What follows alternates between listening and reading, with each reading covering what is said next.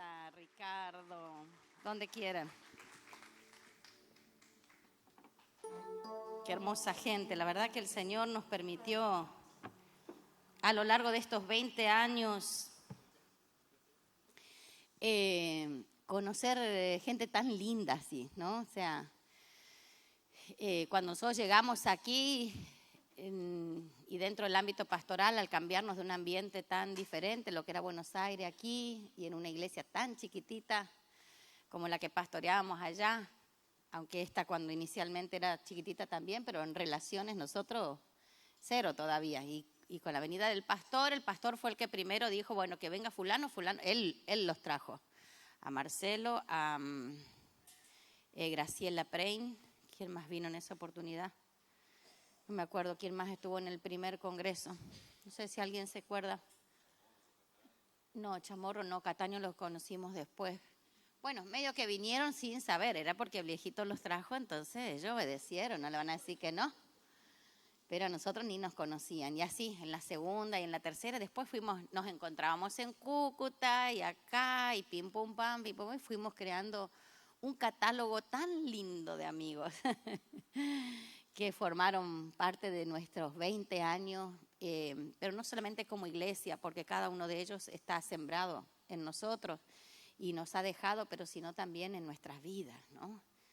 Qué lindo es cuando tenemos gente así, no solamente de fe espiritual, sino gente vitamina para nuestra vida, que nos inyecta, nos imparte, nos sostiene, nos fortalece. Y bueno, dentro de todo ese caudal grande, ellos tres lo son para nosotros aquí en la casa. Me quedo con mi machete. ¿Por qué tengo que preguntar? Y Salazar está temblando. Bueno, en estos días, vamos a empezar con Marisa. Ya has venido, sí, agarren su micrófono. Sí, empiezo con vos. Vamos a levantar. Contaste, ella estuvo en una oportunidad hace varios años en un congreso de mujeres aquí y ella contó su testimonio, ¿no? No nos vamos a detener en eso, pero ella tuvo, y lo mencionó el día de ayer también, ella sufrió un abuso dentro de la misma iglesia. Y bueno, fue, por supuesto, todo lo que sabemos que eso implica, todo lo que atraviesa en una persona un abuso de ese calibre y de esa magnitud. Marisa, te quiero preguntar, ¿cómo fue que entendiste que era más importante para vos perdonar a esa persona, para que vos seas sana, para que vos seas libre y puedas, después de ese suceso tan traumático, estar como estás hoy, tan espléndida, desarrollándote? Espléndida. Espléndida. Menos mal que aclaraste. Sí. A ver, el perdón tiene que ver conmigo, no con el otro. Yo no suelto al otro, yo me suelto del otro. Entonces, si quiero poder sanar, no hay manera de hacerlo si no me suelto. Es como si el diablo tuviera una cadena y yo estuviera atado al otro. Si yo no corto esa cadena por mí, entonces nunca voy a poder avanzar porque siempre voy a tener algo que me lleva otra vez al mismo lugar. Entonces, no sé si lo entendí. Creo que Dios me mostró que si no lo hacía, iba a seguir años así. Yo estuve muchos años atada a las personas que me habían lastimado y pasé una adolescencia complicada. Yo en esa oportunidad les conté a las mujeres que a mí me llamaban todos mis amigos la amargada. Y la verdad es que tenían razón. Yo tenía un montón de teoría. Como hija de pastor, sabía pasajes de la Biblia y había escuchado un montón de sermones, pero en algún momento hay que tomar la decisión de soltarme. Entonces, a veces no nos soltamos por que lo pague, que pague lo que me hizo. Y en realidad que voy pagando soy yo. Entonces, es entender que me merezco perdonar. No sé si el otro se lo merece o no, pero yo me merezco perdonar, porque me conviene, porque es la manera de seguir adelante. ¿Te acuerdas si fue en un marco de una reunión o si fue en el marco de estar en tu pieza? ¿Dónde fue ese momento que determinaste? Fue en el marco de una cita con Bernardo. Ah, bueno. Está bien, está interesante, porque a veces estamos diciendo, voy a ir a una reunión para perdonar.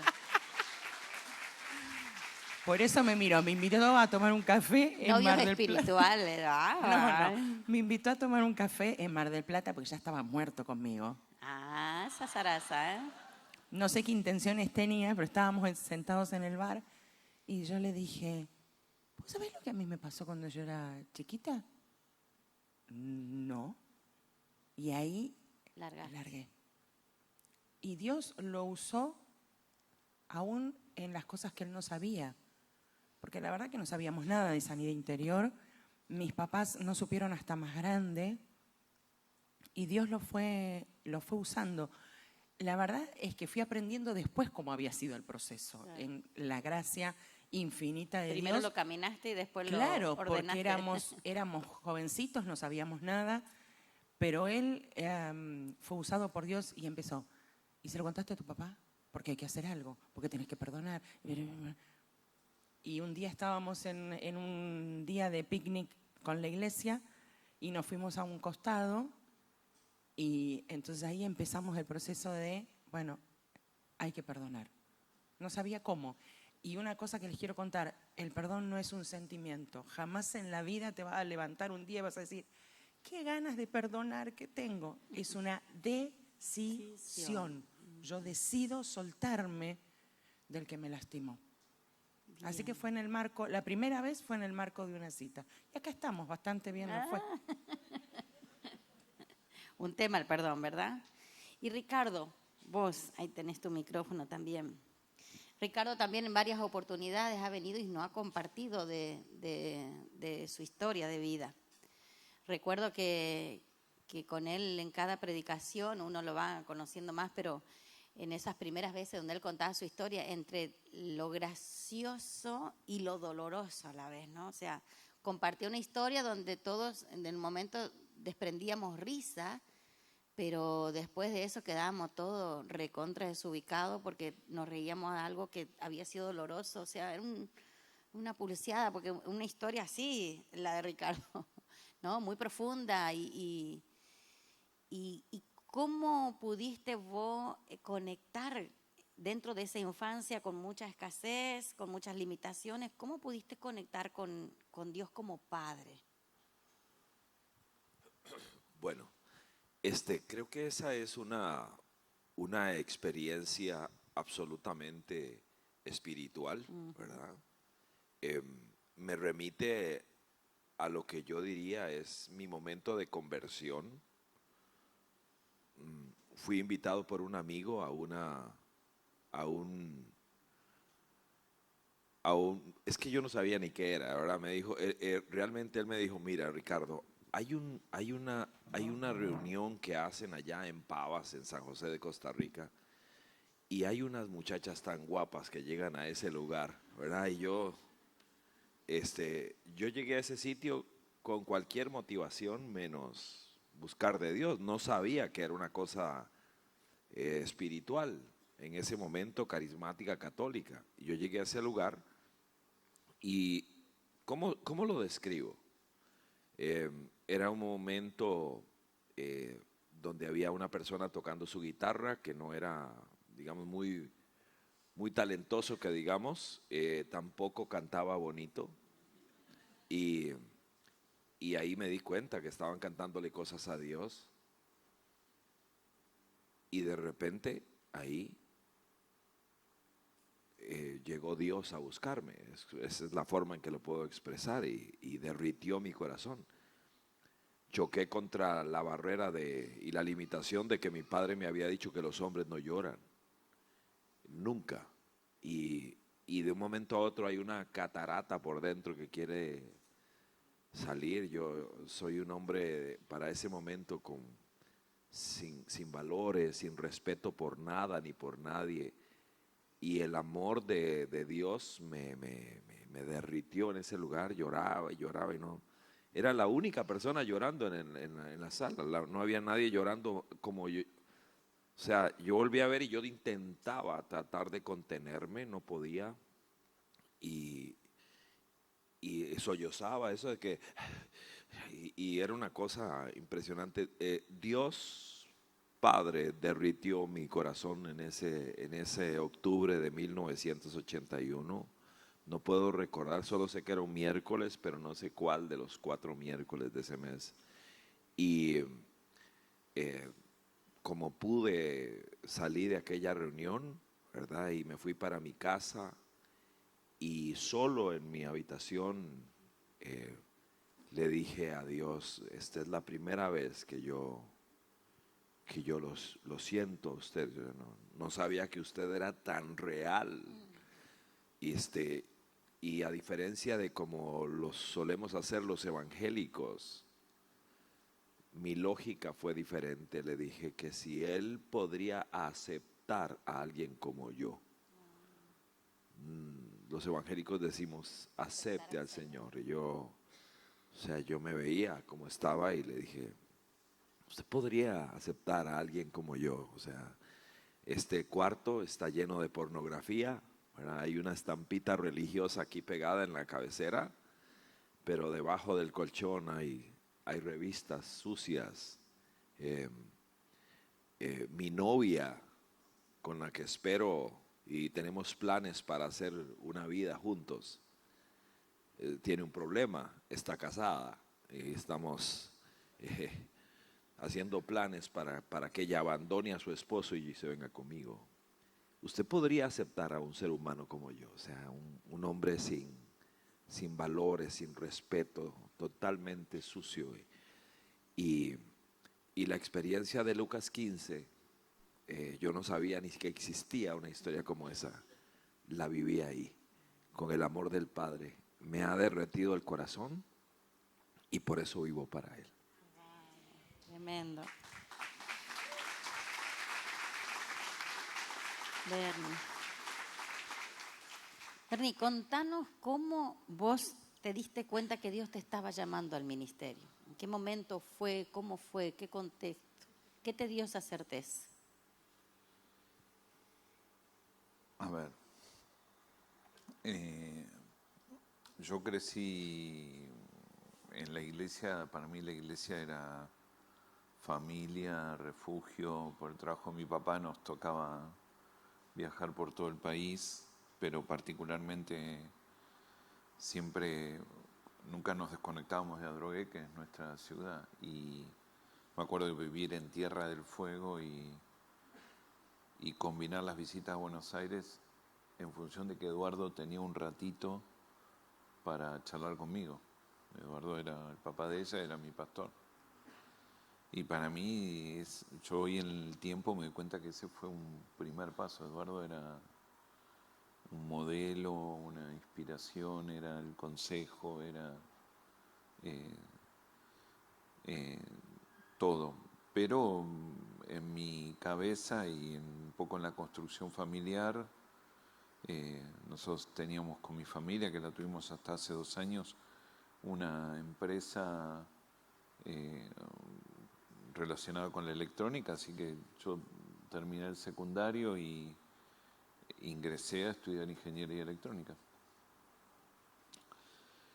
Pero sin dejar de servir en la iglesia, y como las dos pasiones, porque crecí en medio de eso. Mi papá tenía un laboratorio de electrónica en casa siempre armado, entonces, o sea, entrar ahí, hacer cosas y en medio de todo eso vamos al Chaco, ¿no? Acá, en la década del 80, hace como, ¿qué? 40 kilos más o menos.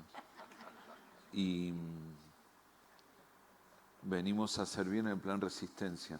Mi pastor Eduardo era el presidente de Evangelismo Cosecha en Argentina, y entonces nuestra iglesia estaba súper involucrada con el Plan Resistencia. Nosotros teníamos un grupo que cantábamos, ¿no? Cantábamos, bueno, a nosotros nos parecía que cantábamos bien. Y vinimos a cantar en las cruzadas y demás, y una noche nos toca predicar en una cruzada en Barranquera. Y el predicador nunca llega. El evangelista que tenía que predicar nunca llega. Que no sé si no es Anacondia, creo. No sé quién era, pero era así un renombre. Estábamos ahí en medio del campo, en medio de un predio en Barranquera, lleno de gente. El predicador nunca llega y yo era el único infeliz con corbata. Y entonces el pastor se da vuelta y dice, y ahora el hermano nos va a compartir la palabra. Y yo nunca había predicado nada, o sea, estaba en el liderazgo de los jóvenes de la iglesia. Y nada, sí, sentí una voz que me decía, hablar lo mismo que el sábado pasado, porque no sabía ni qué hablar. Yo no me acuerdo ni que prediqué, lo que sí me acuerdo que la gente me miraba como que no entendía nada, porque ni yo entendía lo que estaba diciendo, o sea, un desastre. Pero al final hicimos el llamado y la gente se convirtió, Dios hizo un par de milagros, yo era más sorprendido que la gente. Y lo único que me acuerdo que yo cuando hacía las cosas para Dios lo disfrutaba más que nada. Me encantaba ir a la empresa, disfrutaba el trabajo, todo, pero lo único que pensaba todo el día era a qué hora salgo de acá o qué día no tengo que cursar en la facu porque es el día. Y para mí era salir y ir a la iglesia siempre. Y entonces bajé y estábamos con Maru ahí y Maru ya venía muerta conmigo y estábamos hablando nos acabamos de poner de novios, ¿no? Y entonces Maru viene y me dice, mirá, me dice, vos vas a ser pastor. Yo con un pastor no me voy a casar. Y entonces tuvo una frase que nos quedó hasta el día de hoy. Me hizo así con la manito, me dijo, así que dale con todo. Me dice, pero yo con vos no va. Y se vuelta y se fue. Y entonces yo la corrí y le digo, ¿viste? ¿Estás loca? Le digo, si yo vuelvo y tengo que ir a cursar. No, me dijo, bueno, te das cuenta. Pero yo con vos no me voy a casar. Y se vuelta y se fue. Y me dejó ahí. Y nada, remando, ¿viste? No me atendía el teléfono, nada, todo mal. Y el día que me acepta tomar un café, me cita en un bar, en el horario que jugaba Argentina, en el Mundial del 90, sí, con Grecia, y me pone de espaldas al televisor. Una maldad, ¿entendés? Y yo ya ahí ya estaba con una batalla tremenda, y más y más y más y más, y un día hacía un tiempo de oración la decisión de rendirme. Y entonces voy y hablo con mi pastor. Y Eduardo me dio un consejo impresionante, que me marcó de verdad. Porque fui a pedir una charla con él y le digo, Eduardo, mire, me está pasando esto, yo creo que Dios me llama al ministerio. Y me mira y me dice, puede ser, me dice. Digo, no, pero ¿y usted qué opina? ¿Qué importa lo que yo opino? No, le digo, a mí me importa, le digo, porque yo de acá me voy a hablar con mi papá. Mi papá no era cristiano todavía, ahora es otra persona, pero en ese momento no era cristiano. Digo, yo de acá me voy a hablar con mis papás y me van a echar a mi casa. Es muy probable, me dice. Le digo, ¿y usted qué dice? Y yo digo que si lo haces o no lo haces, por lo que yo te diga, esto no es lo tuyo. Y entonces me miró y me dijo, ¿vamos a comer una pizza? Y ya esa noche ya no dormí en mi casa. Y no volví a dormir en mi casa, de hecho. Así que nunca pude pararme delante de Dios diciendo mi pastor o mi iglesia. Y tuvimos una charla con mi papá, bueno, o sea, tuvo una situación y al otro día me quedo sin trabajo también. Y entonces yo esa noche me fui a dormir a otro lado pensando que todo se iba a descomprimir en medio de una revolución. Y al otro día llego a la empresa y me encuentro con el cheque de la indemnización. Y vuelvo a mi casa a buscar unas cosas y llego y el equipo de evangelismo y cosecha justo me llama. En esa época no había celulares. Y atiendo y me dice, mira, Bernardo, esta mañana estábamos orando, haciendo el devocional. sabemos que no te podemos pagar lo que te paga tu papá, pero solo queremos decirte que nosotros creemos que tenés que venir a servir acá. Digo, bueno, está muy bien porque hace 1 hora y media me quedé sin trabajo. Y arranco ese mismo día, sirviendo en el equipo de plantación de iglesia y todo evangelismo de cosecha. Pero yo todavía no entendía qué era la cosa. Y la relación con ella todavía no estaba recuperada. Y de pronto estoy parado en la oficina de evangelismo de cosecha y no tengo familia, no tengo novia, no tengo plata, no. Y cae Cindy Jacobs en la oficina. Y entonces junta todo el equipo, hace una ronda y ora por todos.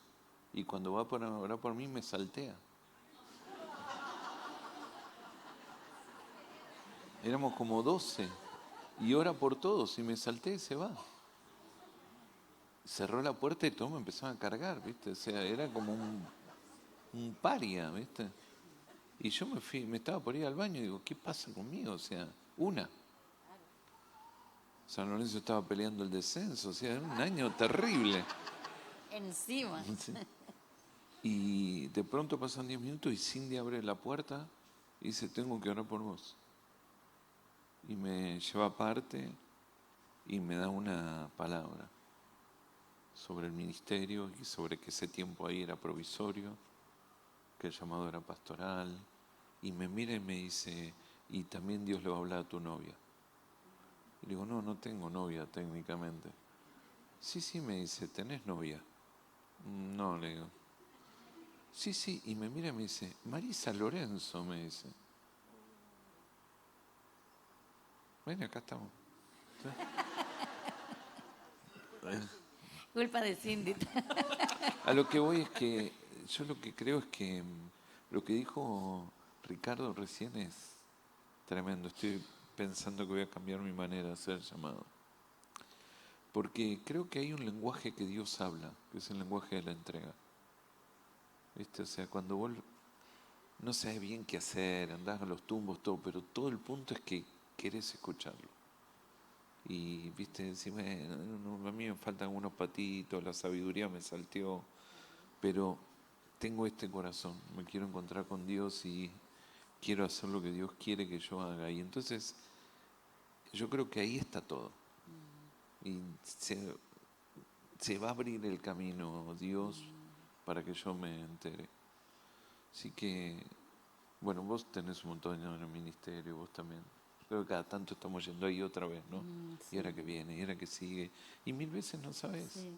Y a veces se dan no de manera tan así, 1, 2, 3 y un pasito allanado. O sea, es en medio de tantas incertidumbres, pero con la certeza solamente de Dios, ¿no?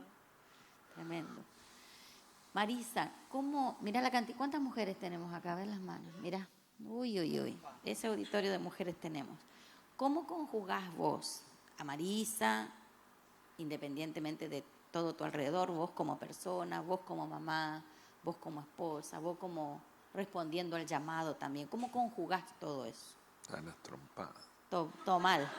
Le pregunto a ella, no a vos, ¿eh? A ella. No, Ya que terminó dale, su turno. que dale que... En realidad la tendría que responder él.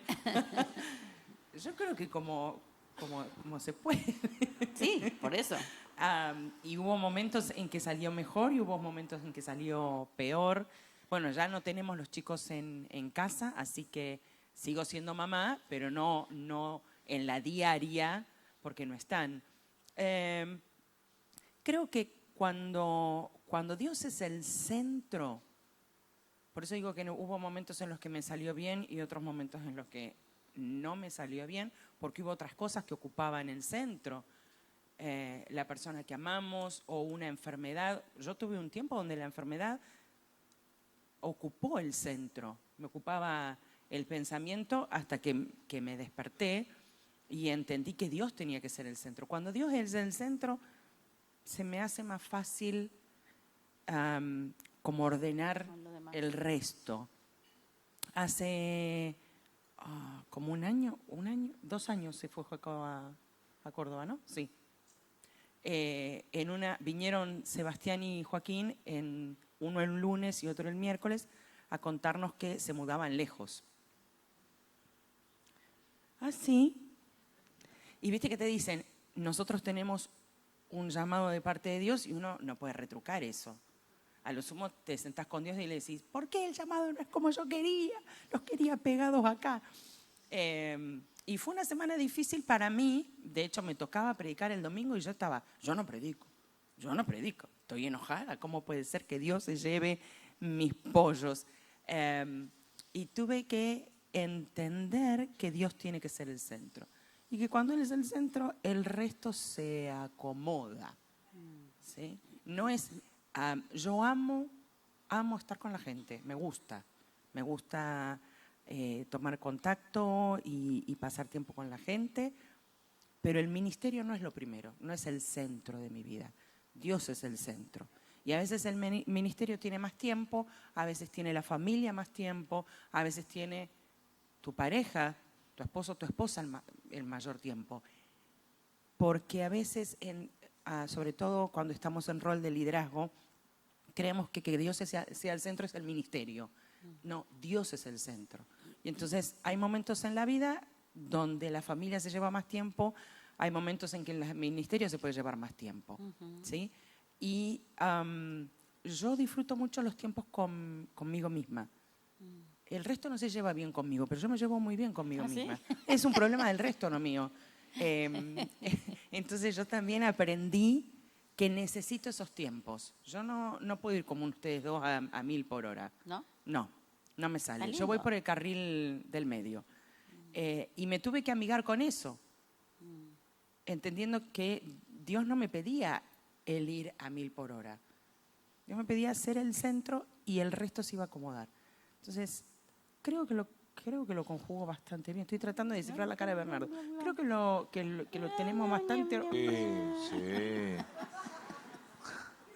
Yo me acuerdo que cuando tenía los 3 chicos chiquitos fue un baile para mí.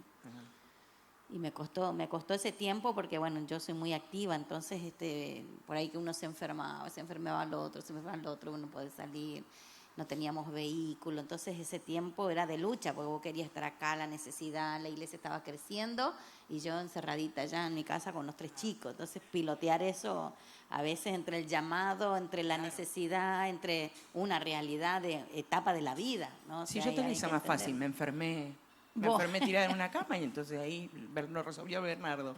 Yo Claro. estaba pancha en la cama. No, pero a ver, creo que Dios nos ayuda a ordenar. Sí. Y estábamos hablando con Ricardo el otro día en la mesa, el entender que somos un equipo. Entonces, no es que la casa, todo es mi responsabilidad. Hace unos años sí estaba ese concepto, pero ahora entendimos más que es un trabajo en equipo.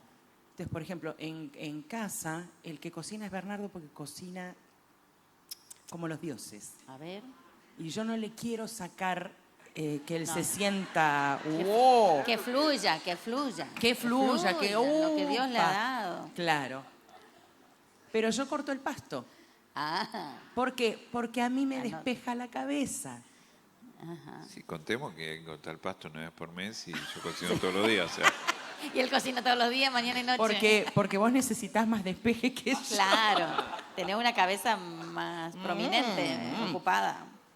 Y entonces cuando es un trabajo en equipo también a veces es más fácil que nos acomodemos Sí. como personas completas, ¿no? Dios completa, pero cuando estamos en pareja, marido y mujer, cuando trabajamos en equipo también es más fácil acomodar. Eso es como nuevo. Hace unos años parecía que todo en la casa era responsabilidad de la mujer y todo lo de afuera era responsabilidad del varón. No es compartido. Entonces creo que es más fácil ahora conjugar todo. En este tiempo es más fácil. Sí. Sí. una cosita. Yo creo que el modelo, o sea, como que culturalmente todo el tiempo vamos a que la casa la lleva la mujer. O sea, nosotros aprendimos por las malas, por los años de enfermedad de ella, que no había otra que yo llevé la casa. O sea, la enfermedad nos agarró con Joaco, con pañales todavía. Entonces, y, y no había plata para pagar gente, así que Pero después de ahí creo que un día charlando con ella, que creo que te lo compartí una vez, nosotros no creemos que la mujer es la ayuda idónea. O sea, creemos en dos que se vuelven uno, ¿no? Entonces siempre como que, no quiero corregir tu pregunta, aunque nosotros tenemos preguntas para hacerte también. Pero creo que salir de la cosa de la mujer lleva a la casa, o sea, siempre lo tuvimos como, entonces, en eso mi familia era para atrás y tu familia era un poco con tu vieja atajando todos los penales. Y me parece que eso también fue como una construcción de movida, ¿no? O sea, nunca pensamos que era algo... De una sola persona. Sí. Qué bueno es. Perdón a los varones por esto. Le toca trabajo. ¿Cuántos jóvenes tenemos aquí en esta mañana? Jóvenes. Mirá, Ricardo, cuántos jóvenes. No mientan, dijo. No, sí, está bien. Espíritu joven de Caleb, todo eso entra acá. Todo entra, eso es válido. Ricardo, mirá todos estos jóvenes que tenemos aquí en esta mañana. ¿Qué 2 o 3 consejos le darías vos por sí o por no, de acuerdo a la experiencia de juventud que vos has vivido o en la experiencia de ver hoy los jóvenes que pastoreas? Yo conozco al Señor a los 21 años. Él me recoge. Para ese momento juego fútbol en primera división en mi país. Obviamente es una dimensión minúscula del fútbol de Argentina, ¿verdad? Pero bueno, juego en mi contexto, estoy en primera división, me va bien, es el equipo más popular de mi país en ese momento, ¿verdad? Y me va bien, ¿verdad? Entonces, cuando yo entro a la fe cristiana y ya empiezo a compartirlo con mis compañeros, hay muchas reacciones, muchas. Y algunas de esas reacciones fueron virulentas, ¿verdad? Por ejemplo, el capitán del equipo, Rojas, un extraordinario portero, era de la selección de Costa Rica, era guapo, era un hombre alto, muy bien parecido, era lo que podría llamar a alguien un playboy, ¿verdad? Era asediado por las chicas, tenía mucho dinero, era de los mejor pagados y tenía un trabajo, una empresa. Por todo lado era un 100 o un 10, no sé cómo le dirán en Argentina. Y lo quiero tomar de ejemplo porque él atacó mi fe muy fuerte, ¿verdad? Él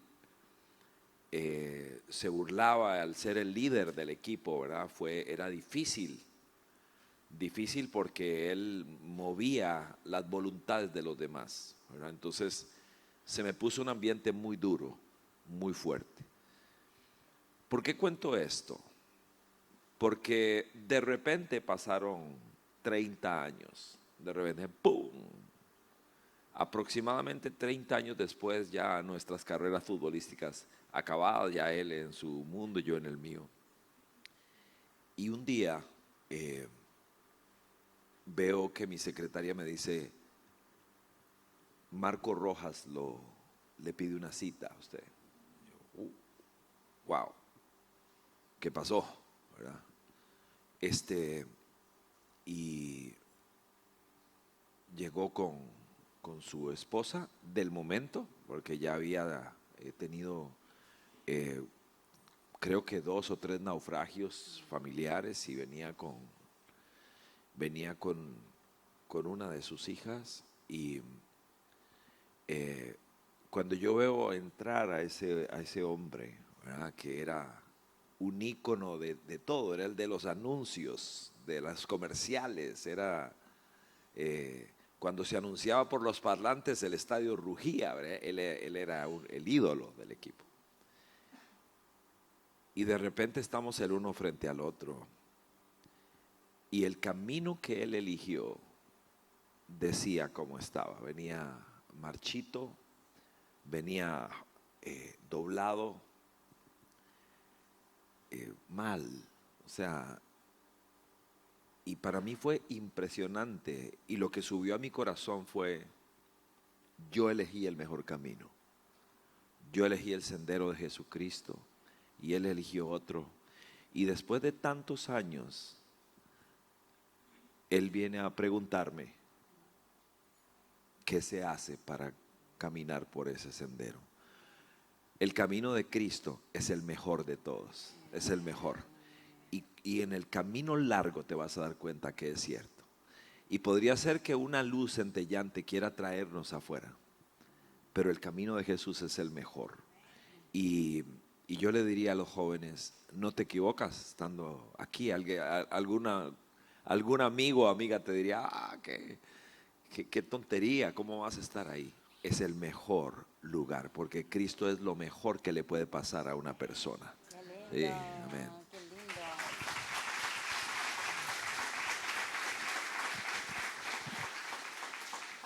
Mabe, ¿puedo agregar algo? Porque para los que nacimos en la iglesia, la sensación es diferente a la que vos decías, porque la sensación es, no viví la vida. Y me quedo con lo que Ricardo dijo, el camino del Señor es el mejor. Y si naciste en la iglesia, darle gracias por no haber tenido que pasar por otras cosas para darte cuenta. Es un privilegio, porque a veces yo tuve esa sensación de, Te perdiste algo. claro, de que algo me perdí. O te dicen, ¿y qué día te convertiste? ¿Qué día recibiste a Jesús en el corazón? Y es como que ya naciste. Y el Naciste camino del nacido. Señor, Naciste nacido. Sí. Y el camino del Señor es el mejor. Nunca mires lo que no pudiste hacer. Dale gracias a Dios de no haber tenido que pasar por ahí para darte cuenta que Él era lo mejor. Es un privilegio. Qué lindo, bien ahí, bien ahí. Bernie, estamos en un tiempo donde la figura femenina y masculina está bastante tergiversada, sobredimensionada, sobrevaluada en algunos aspectos que no van con nuestros valores. ¿Cuántos hombres tenemos aquí en esta mañana? Ahí tenemos unos cuantos. Medio lento estuvo eso, me preocupa.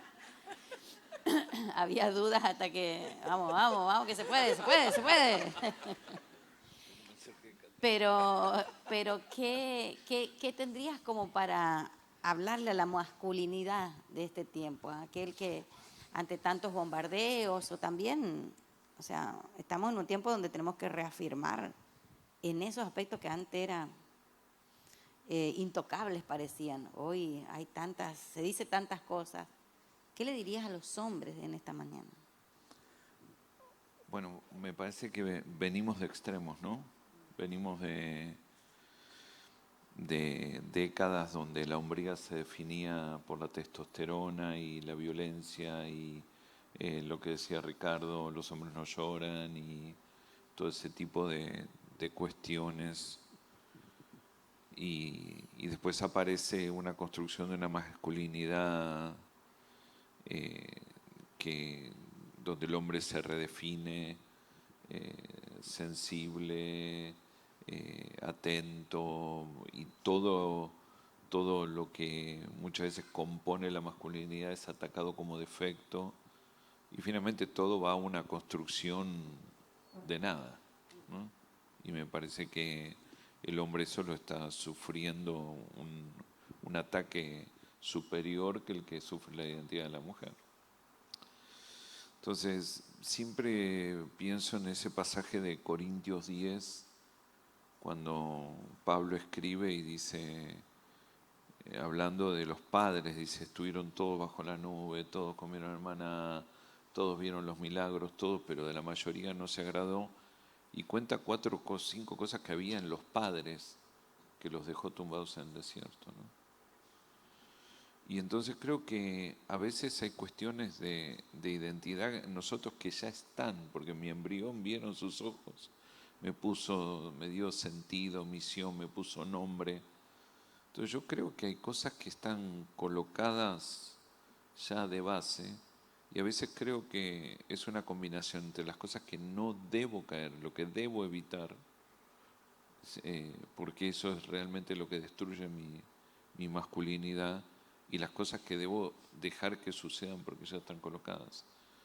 Entonces, Pablo dice ahí evitar la lujuria, evitar la codicia, el engaño, ¿no? Que son todos recursos que el hombre hace años los consideraba valiosos y aceptables con tal de conseguir su posición. El varón se valora aún hoy, pero mucho más hace unos años, a través de sus posesiones, sus logros. Hola, ¿cómo te llamas? Fulano de tal, pero soy esto, ¿no? Y entonces el ser era una profesión, un oficio. Entonces ahí creo que avanzamos, pero el otro extremo de nada es relevante y ahí el hombre está bajo ataque. Así que yo creo 4 o 5 cosas muy rápidas en la construcción de la masculinidad. Primero, la definición de lo que es firmeza y fuerza. Yo creo que eso para el hombre es un lugar que no lo podemos evitar. ¿Qué es lo que me hace fuerte? ¿Qué significa la firmeza? La firmeza y la fortaleza femenina es diferente a la del varón. Y dónde están las cosas que a mí me afirman y eso el varón lo tiene que tener muy, muy definido, ¿no? Y me parece que hay que ir a buscarlas no en el pasado, como se hace hoy, ni en el presente, sino que hay que ir a buscarlas al futuro. Entonces, ¿qué es lo que yo creo que estoy llamado a construir? Y eso que estoy llamado a construir es mi agenda de hoy, para todos los que somos padres. ¿Qué debería yo enseñarle a mi hijo varón? Ayer yo te compartí algunas cosas que hoy no se pueden enseñar porque vamos presos, ¿no? Pero, ¿qué debería yo enseñarle a mi hijo varón? Y la respuesta a eso está en el futuro. Cuando yo miro, yo creo, bueno, nosotros supimos que nuestros hijos se iban de casa cuando eran adolescentes. Y entonces lo educamos a Joaco sobre todo, del cual Dios nos dio una visión muy determinada, haciendo determinadas cosas que nosotros no aconsejaríamos que otros padres hagan. Pero creíamos y sabíamos dónde había que llevarlo porque Dios tenía ese propósito y con Seba otras cosas y lo mismo. Entonces, dejar de ser reactivos.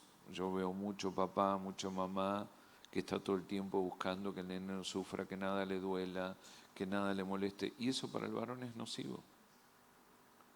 Porque hay cosas de la construcción del carácter y de la afirmación de la personalidad que son en medio de las batallas. Batalla es no agarrarse a piñas en el colegio como creíamos antes, pero batalla sí es enfrentar una situación y dejar que tu hijo varón la enfrente. Y si le va mal, atenderás cómo lo ayudas a que se siente mal porque le fue mal. Y afirmar las cuestiones de valor, de hombría, de liderazgo, de lo que tiene que ver con construir una persona que mañana tiene que llevar una casa. Y entonces creo que en esa definición de modelo aparece, ¿no? El valor y el lugar de la sensibilidad, etcétera, etcétera. ¿Cuán sensible tiene que ser un varón?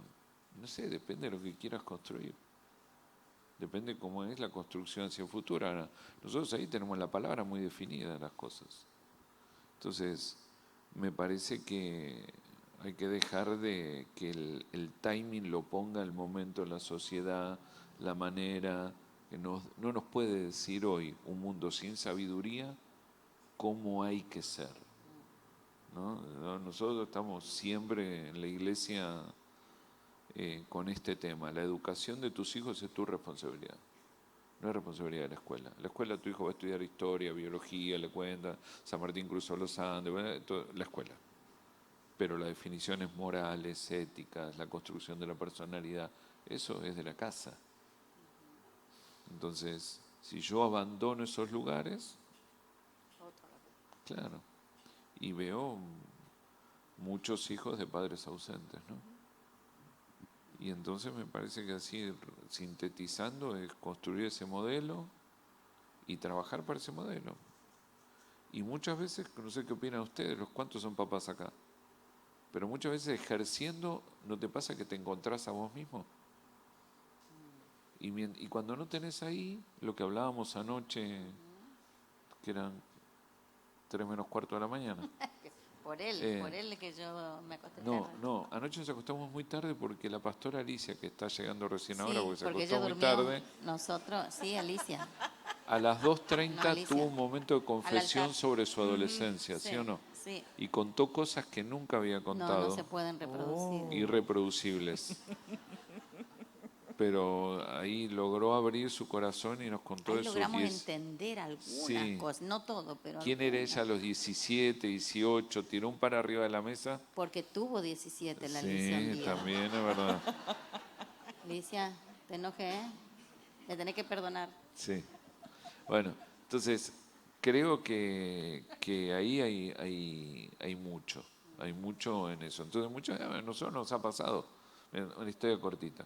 Yo de chico me llevaba mal con mi hermano, vivíamos a las trompadas, pero literalmente.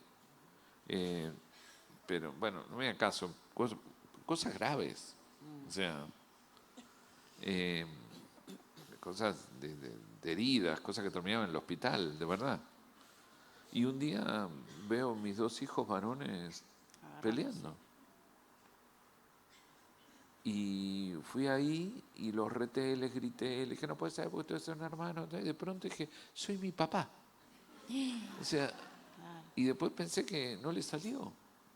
Y entonces me di vuelta y me fui, los dejé solos. Se miraban entre ellos, no sabían ni qué había pasado, que yo no sabía lo que me estaba pasando. Y a la siguiente pelea me acuerdo que pensé en lo que quería tener. Y digo, no me puede estar pasando esto. Y entonces creo que fue Dios que me guió.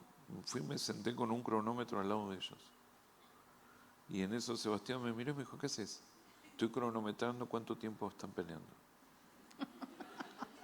Y cuando terminen, van a pasar abrazados el mismo tiempo que están pasando peleando. No. Digo, no los voy a retar, no los voy a penitenciar. La penitencia va a ser que se van a abrazar obligatoriamente, la misma. Así que sigan peleando, no hay drama. Y me senté y Juan me miró como abrazados. Sí, ¿ya terminaron? Sí, estoy caliente. Le digo, son 3 minutos 27.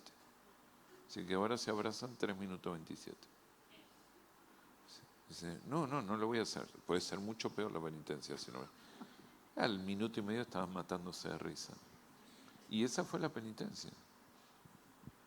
Y yo, en mi cabeza, mis hijos son firmes, pero también son sensibles.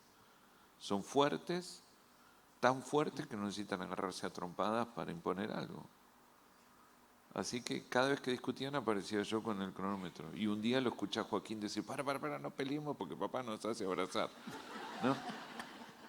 Y entonces se sentaron y hablaron. Y me pareció que Funcionó. habíamos conseguido algo, ¿no? Ellos lo cuentan como un punto, para mí construyó hombría. ¿Sí? Entonces creo que mucho de la respuesta del varón que hay que construir está adelante. Lo que hay que reflexionar es sobre eso. ¿Qué casa queremos tener? Entonces yo, por supuesto, veo lo que pasa, pero no acepto que el mundo me va a marcar la pauta de mi casa. No creo que eso tenga que ser así. Es más, creo que se está levantando un movimiento mundial a partir de la iglesia de revalorización de muchas cosas. Tal cual. Miren, ven The Chosen. Es la aplicación 600 millones de reproducciones. Nosotros tuvimos el equipo de Chosen en la iglesia hace poco. Van camino a ser la serie más vista de la historia. Una serie sobre Jesús. ¿No? Eso dice algo. Dice que hay puntos de saturación y, ¿no? This Is Us, la tercera serie más vista de la historia, uno de los guionistas cristianos. Eso dice algo. Entonces yo creo que también empieza a haber un punto de saturación y creo que vamos a tener años en el futuro de muchísima influencia en este punto, Gloria a familia y Dios. demás. Amén por eso. Amén. Maru, volvemos. ¿Cuál fue una de las palabras de Dios más significativas? Vos mirás para atrás, o quizás hace poco, pero ¿en qué contexto? Una palabra que Dios te haya dado y en qué contexto fue. Esas que marcaron o fueron bisagras para tu vida. Cásate con el gordito. Esa está difícil, ¿eh? Bueno, tengo dos o tres.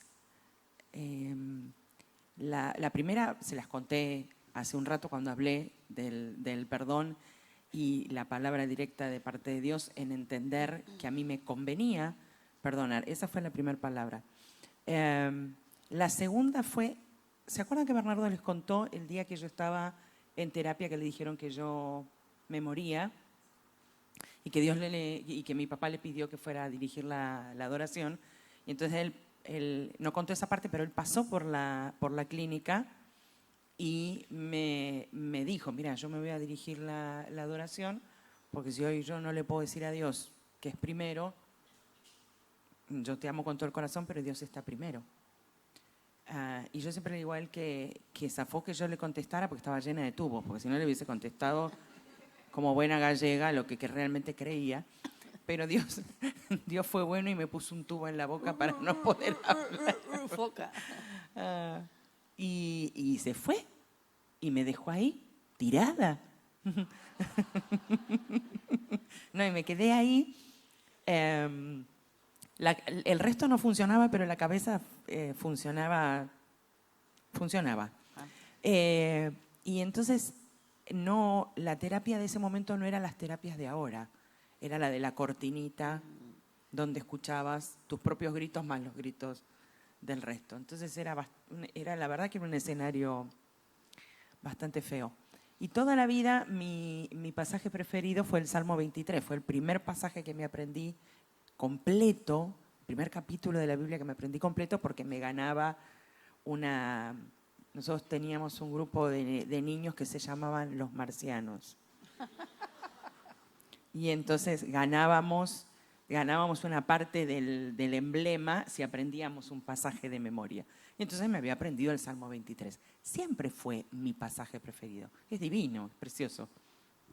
Pero siempre el pasto verde, las aguas frescas. Y nunca había entendido realmente cuando el pasaje dice, aunque ande en valle de sombra de muerte. Y esa noche Dios me lo trajo a memoria, aunque ande en valle de sombra de muerte. La verdad es que yo estaba en un valle de sombra de muerte, porque no solo estaba yo, sino que escuchaba todo alrededor lo que pasaba. Y entonces no escuché una voz audible, como decía Ricardo, pero sentí algo en el corazón que me decía, ¿por qué dice sombra? No dice oscuridad, dice sombra. Para que haya sombra tiene que haber un foco de luz, si no, habría oscuridad. Y Dios me enseñó que lo tenía que buscar ahí, aún en medio de los gritos, en medio de los tubos, que Él iba a estar. Pero que yo tenía que aprender a enfocar la mirada. Tenía todo el derecho de estar distraída. Realmente yo me sentía muy mal, estaba con mucho dolor y era una situación realmente espantosa, pero Él me enseñó que si había sombra, Él estaba en algún lado. Y tuve que, en el medio de la terapia, aprenderlo. Y la verdad es que fue una noche maravillosa, maravillosa. Yo le explico a Dios que no necesito pasar otra vez por ahí, a ver si se le ocurre todavía que para aprender otro pasaje tengo que pasar por otra. Pero aprendí eso y se me grabó en el corazón. Y después pasamos otras situaciones y Dios me dijo, me recordaba, ¿te acordás de esa noche? Y la guardo como un tesoro. Les cuento así como las más, tengo muchas palabras que han sido maravillosas, pero el año pasado falleció mi mamá. Y veníamos hablando del altar y lo que el altar hace y cuánto te modifica y la importancia del altar. Y entonces mi mamá ya estaba grande, tuvo COVID, salió del COVID y era un domingo y la verdad es que mi mamá la estaba pasando mal, ya no era mi mamá y se pasó 24 horas quejándose constantemente.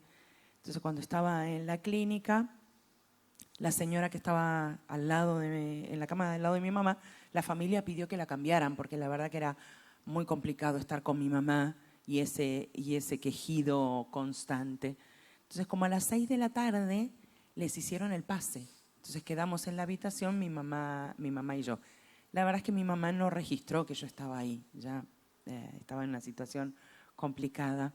Y entonces estaban las noticias en el televisor y yo puse en el celu el culto. Entonces tenía a mi mamá quejándose y pasándola mal, las noticias y el culto. Entonces yo estaba mirando el culto.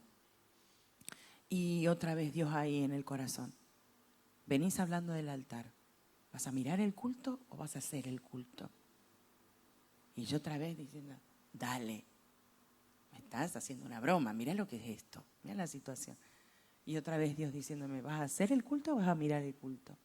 Entonces, bueno, me levanté, apagué el televisor y me puse a hacer el culto. Y no va que el que estaba dirigiendo canta soberano Dios. ¿Qué? Esas casualidades que se dan. Y Dios ahí otra vez, permitiéndome hacer de esa situación un altar y animándome a hablarle a Dios de la situación de mi mamá. Mi mamá había sido una mujer de Dios.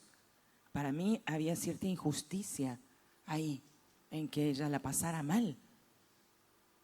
Y me animé a decirle, Dios, si sos soberano, esto no está bueno. Yo amé a mi mamá, amo todo lo que mi mamá me dio, las buenas y las malas, ¿eh? Y entonces, otra vez, yo soy soberano. Yo soy soberano. Hicimos mi mamá como podía, porque yo me di cuenta que yo subía el volumen del celular y mi mamá se quejaba más fuerte. Yo quiero creer que era una respuesta como podía a lo que estaba pasando. Y se armó un altar. Justo la enfermera que estaba de turno era cristiana. Entonces ella entró en un momento, vio la situación, cerró la puerta y dijo que nadie entrara por un rato. Entonces realmente fue una hora celestial. Y mi mamá la mañana siguiente partió. Se fue a encontrar con el que ya había cantado el día anterior. Y ahí otra vez Dios enseñándome una vez más que cuando Él es soberano, pero también enseñándome que cuando estoy en la presencia, veo las cosas de manera diferente. Entonces, después tengo otras palabras sobre la familia, pero no sé por qué rescato estas tres esta mañana. El valle de sombra tiene luz. Me conviene perdonar y el altar es el lugar donde Dios se manifiesta.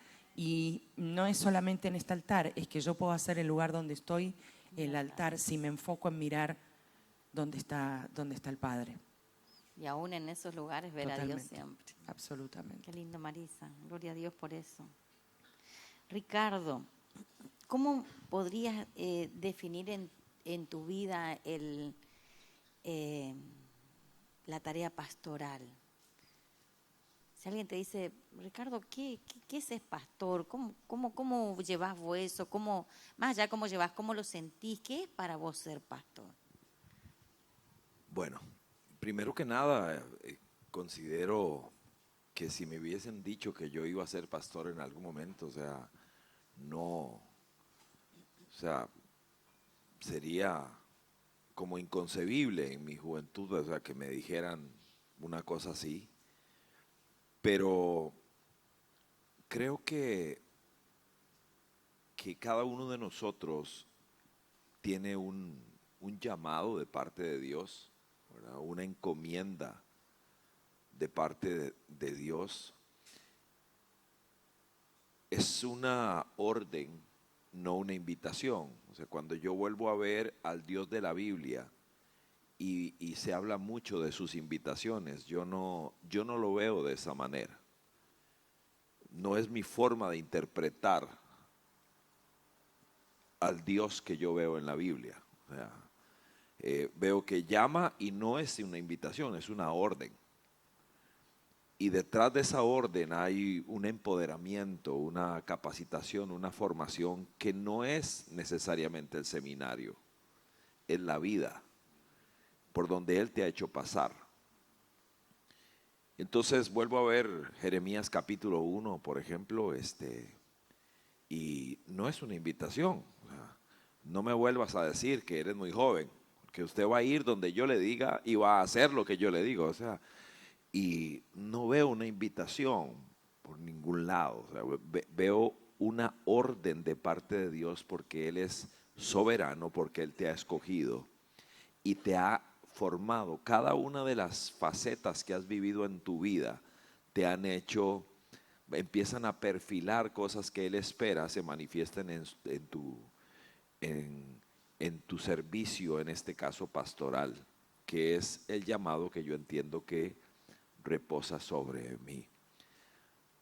La pobreza de la que hablabas, por ejemplo, extrema, en la que yo pasé mis primeros años de infancia, muy carenciado, aún esas etapas fueron muy formativas, te permiten valorar las cosas, te permiten generar algunas facetas de personalidad que yo entiendo que iba a ocupar, pero cuando uno ya se encuentra con el Señor, eso no quiere decir que tu historia empieza ahí, con Dios, porque mi embrión vieron tus ojos. Él nos conoció de siempre, nos conoció desde antes de la fundación del mundo. Ahí ya nos había llamado por nombre, nos había escogido y nos había dado una tarea. Y entonces, para mí el ministerio, sea pastoral o el que cada uno de nosotros tiene, responde a un proyecto de Dios desde siempre, donde nos llamó por nombre. Eso es lo que la palabra de Dios dice, donde nos capacitó, donde nos dio un corazón en particular, nos dio una forma de ver la vida, y creo que también reposan ciertas características, porque una cosa es ser pastor en Sáenz Peña y otra cosa es ser pastor en San Antonio de Coronado, donde yo vivo, allá un pueblo de lechero. Y cada uno de nosotros es moldeado por Dios para una tarea en particular, y las lágrimas que hemos llorado y las carencias que hemos tenido y las cosas que hemos vivido y que hemos sufrido no son otra cosa que materias de vida para una encomienda en particular que Él nos ha dado a nosotros. Así que de repente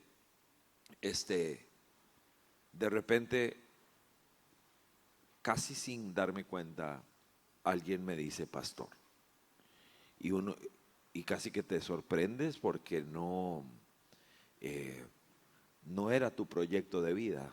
Dios te fue llevando materia por materia, invierno tras invierno, y de repente estás en un servicio como que amo, que espero honrar hasta el último de mis días, y también irradiar a otras personas, poder tener lo que has aprendido de mí ante muchos testigos. Esto enseña a hombres fieles que sean capaces también de enseñar a otros.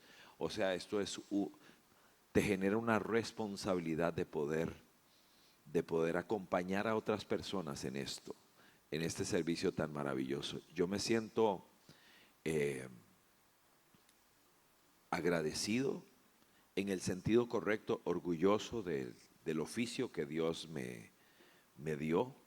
Siempre que me invitan a lugares donde no es políticamente correcto presentarme como un pastor y me preguntan, ¿y cómo lo presento? ¿Un programa de televisión o algún lugar de esos que preferirían ellos no presentarme como pastor?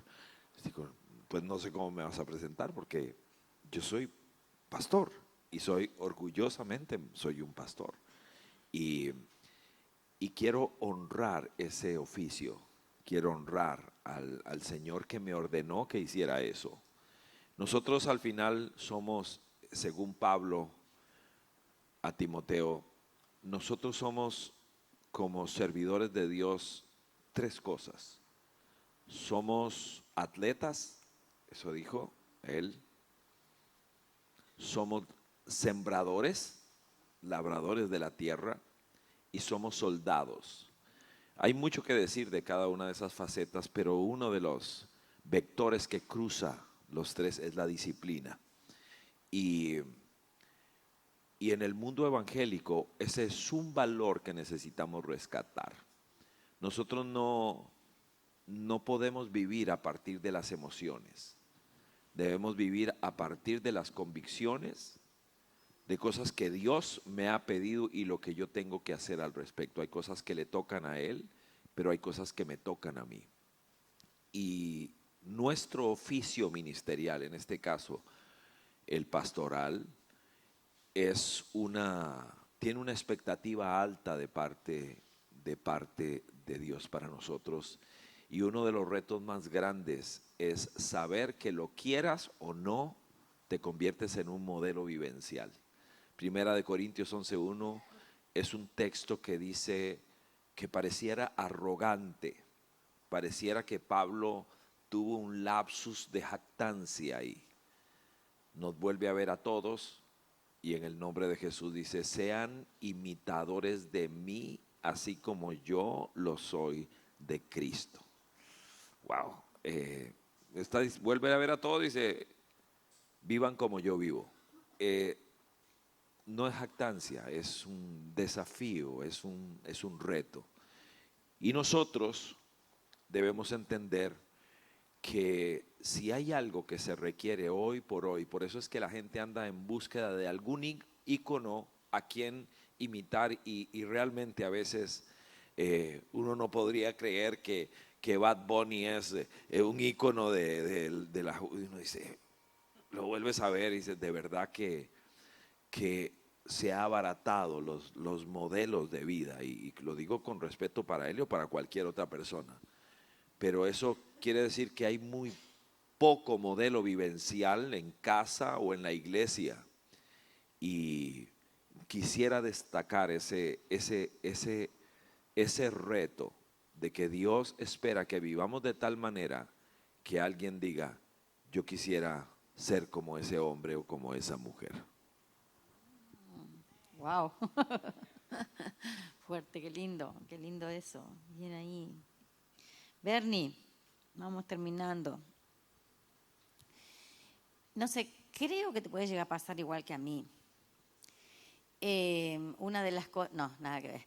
Una de las cosas que por ahí uno va aprendiendo a lo largo de la vida es qué cosas sí, qué cosas no, ¿no?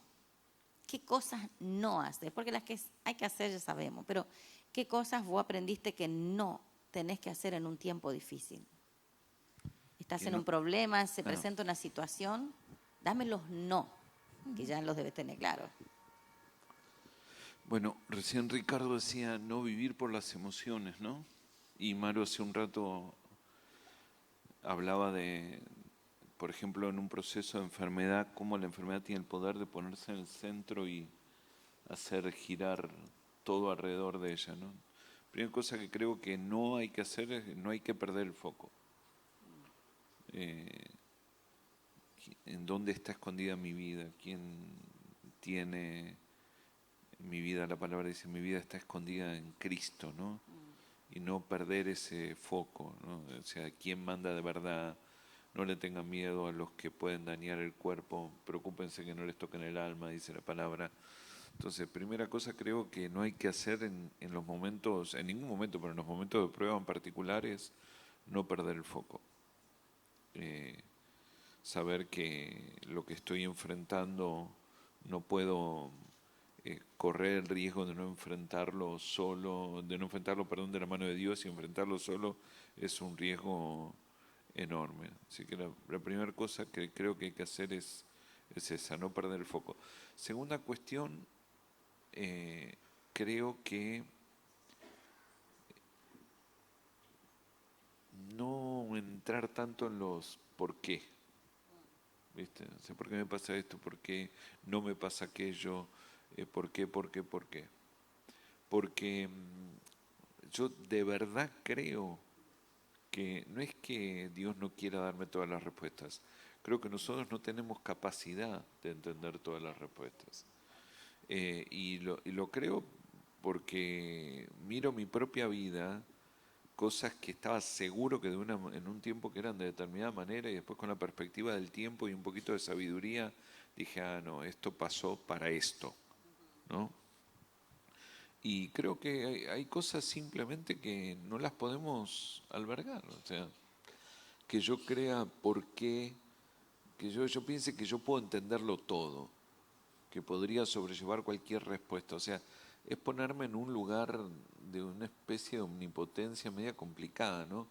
Eh, entonces, creo que esa es una segunda cosa, no ir por el lado de los cuestionamientos, de por qué esto, porque cuando nosotros pasó todo lo que nos pasó, o sea, nunca tuve la tentación, pero nunca me permití decirle, cuestionar a Dios. Más bien entendí que lo peor que podía hacer en ese momento era vivirlo sin Dios. Y, y esta combinación de no perder el foco, o sea, Dios no se fue a ningún lado, está en medio del valle de sombra de muerte. Y no cuestionarlo para que no se me dañe la relación con Él, porque lo que más necesito es que me sostenga en un momento difícil y lo último que haría es dañar la relación. Ya habrá tiempo para charlar.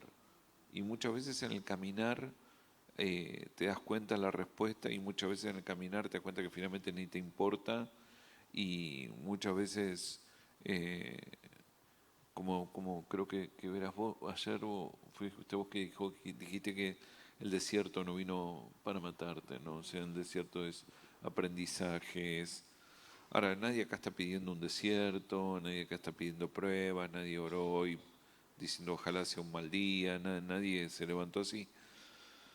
Pero vienen solo, entonces venidos estas dos cosas como primeras. Y la tercera, el apóstol Pablo tiene para mí eh, en Filipenses 4 el método de cómo hacía él, porque él escribe a los filipenses que es una iglesia que nació en medio de una cárcel, en medio de un culto de alabanza, y Pablo le escribe a esa iglesia y yo creo que les cuenta cómo hace él, ¿no? Que derribado pero no destruido, ¿no?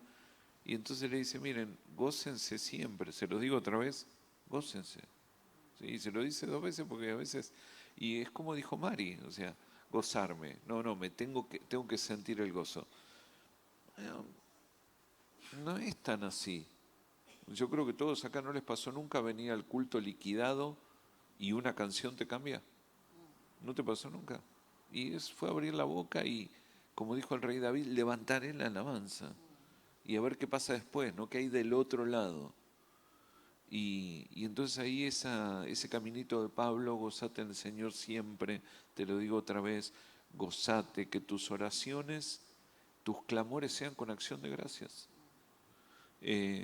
Nosotros durante los años de enfermedad de Maru descubrimos que había gente que o sea, la amábamos pero no la queríamos al lado en ese momento.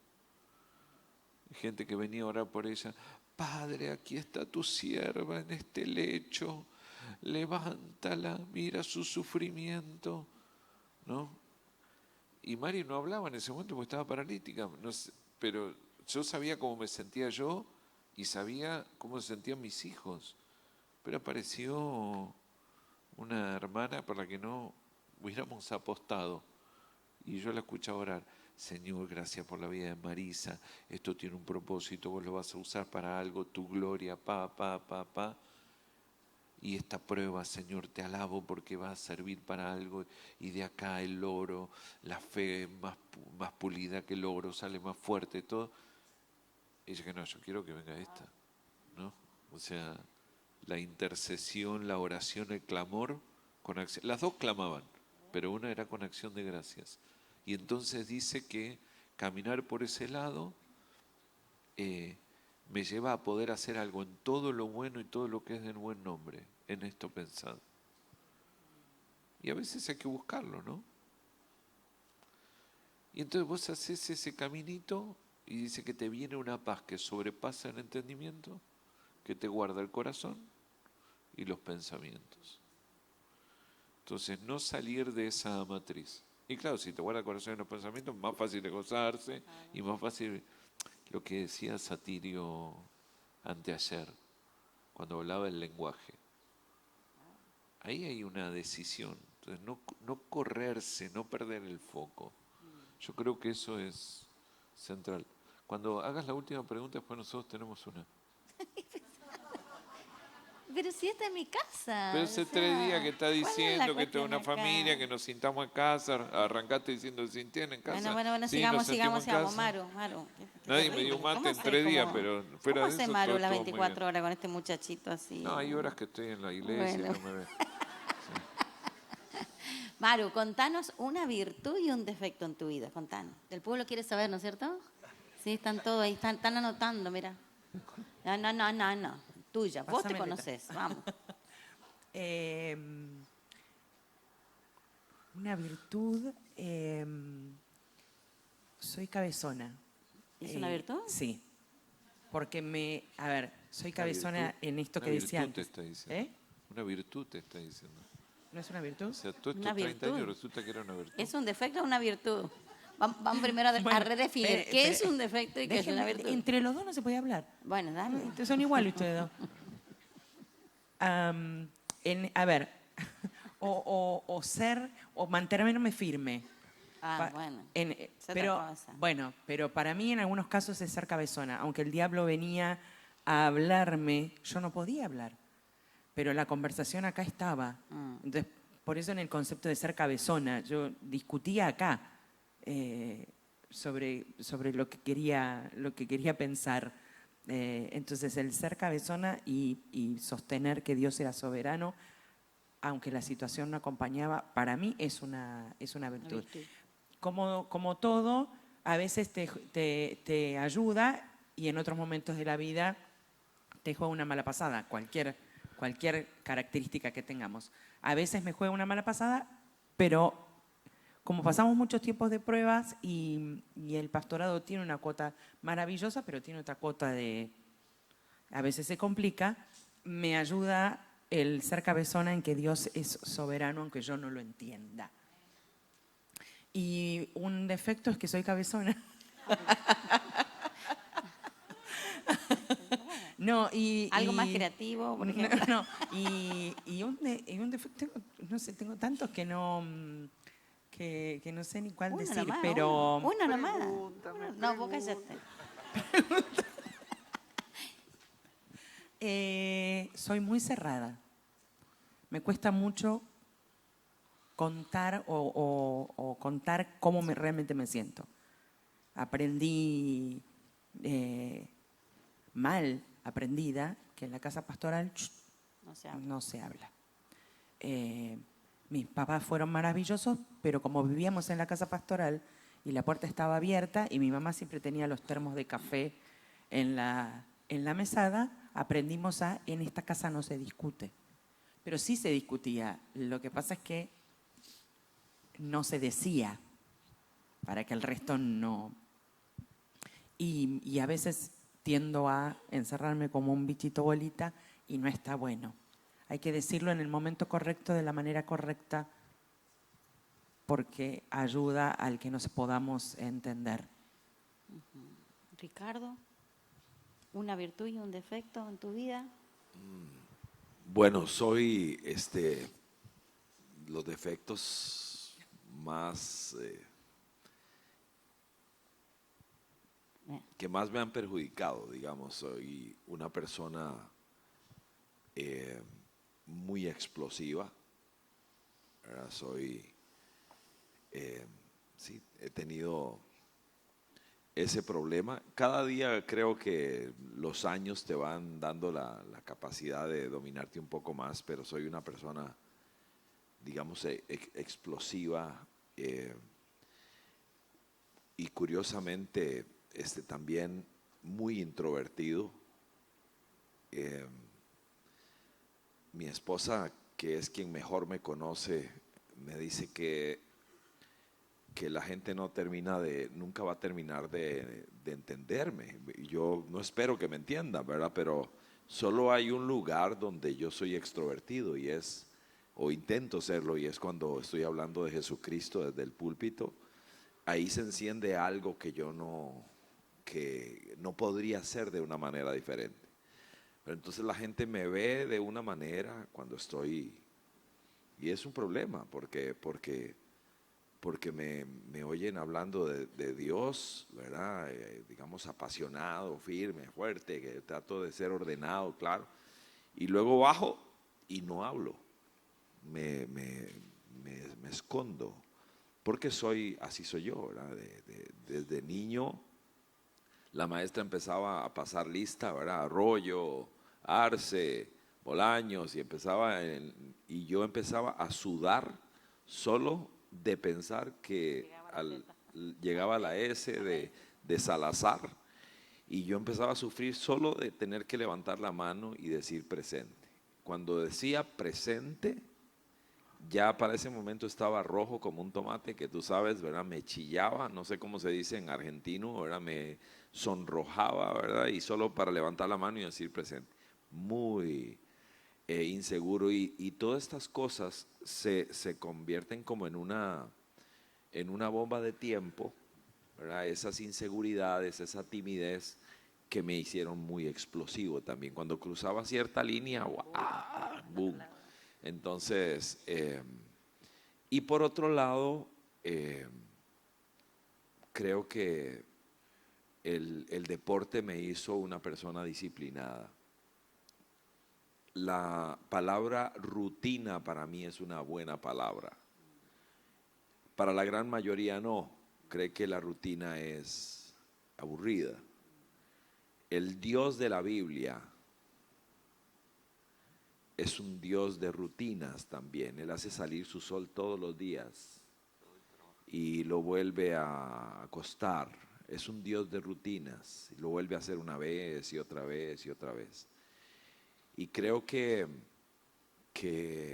cuando una persona quiere progresar en el reino, tiene que honrar las rutinas que Dios le ha encomendado. Somos soldados y nos dicen, párese ahí, y ahí nos paramos hasta que Él diga, por el tiempo que Él diga, y porque Él sabe por qué. A veces no explica. Así que esa timidez explosiva, que es una combinación rara, es mi lucha más grande, y creo que podría decir que me ha hecho mucho bien el ser una persona que ve la rutina como una disciplina, y el hacerlo una vez y dos veces y tres veces y un año y 5 y 10 y 20, y ya llevo más de 42 años sirviendo a Jesucristo, y es como si hubiera empezado ayer. Me siento privilegiado y me siento honrado de servirle a Él en lo que me ponga. Ayer fue cuidando carros allá afuera, y de repente estoy compartiendo su palabra y no me di cuenta cómo fue ese proceso. Nada más traté de ser fiel en cada una de las páginas que Él me puso a escribir. Qué lindo, qué lindo. Bernie. Un defecto, creo que a veces me encuentro, más que a veces, frecuentemente me encuentro no siendo todo lo productivo que debiera por perder el foco. Por ejemplo, en mi mente, para esta altura del año, por ejemplo, ya había terminado de escribir algo que empecé el año pasado, y muchas veces esa pérdida de foco entre lo relevante. Claro, uno está en una tarea que siempre hay algo para hacer, ¿no? Nosotros llegamos a la noche y nos preguntamos, ¿hoy sacaste un empate aunque sea? ¿No? O sea, trabajamos con la necesidad, siempre es más que lo que uno puede. Y a veces ese escenario me lleva a querer hacer todo y se me escapan a veces cosas que sí o sí debo hacer. Eso me pasa con cierta frecuencia. creo que una virtud es que no me estreso. O sea, gracias a Dios. Pero creo que no me estreso. O sea, no me angustio, o sea, tiene que ser algo muy de la familia para que me movilice a ese nivel. En general no. Tuve un pico de estrés hace como 15 años por ahí, porque me pasé de vuelta el tema del descanso, estábamos medio de unas cruzadas y no sé, como el segundo o tercer día sin dormir terminé en una ambulancia.